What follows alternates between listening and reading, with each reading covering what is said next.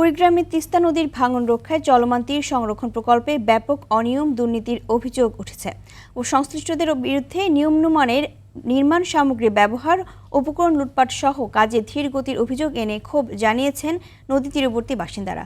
কুড়িগ্রাম দক্ষিণ প্রতিনিধি আসাদুজ্জামান আসাদের পাঠানো তথ্যচিত্রে আরও জানাচ্ছেন আব্দুল হামিদ।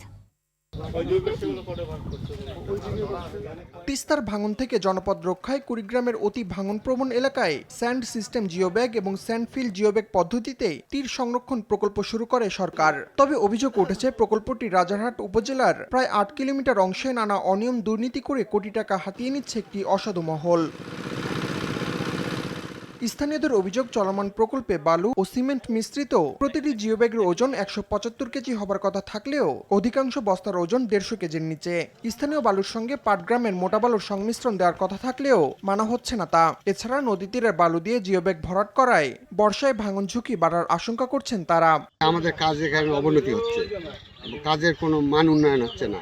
তখন ওরা বলে যে আপনারা কাজ আপনারা বুঝিয়ে নেন, আমাদের দেখার কোনো দায়িত্ব নাই। বস্তায় যে বালুগুলো ভরাচ্ছে এরা লোকাল বালু বেশি করে ভরাচ্ছে, পাটগ্রামের যে বালুটা এরা কম দিচ্ছে এবং সিমেন্টের পরিমাণও খুব কম দেখা যাচ্ছে। তাদের অনিয়ম চলতেছে, এটা সুষ্ঠু তদন্ত করার জন্য পানি উন্নয়ন বোর্ডের কর্তৃপক্ষের কাছে আমাদের অনুরোধ।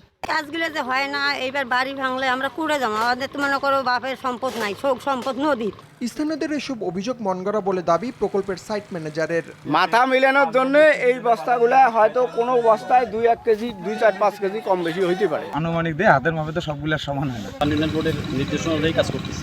পানি উন্নয়ন বোর্ড বলছে অভিযোগ খতিয়ে দেখে ব্যবস্থা নেওয়া হবে।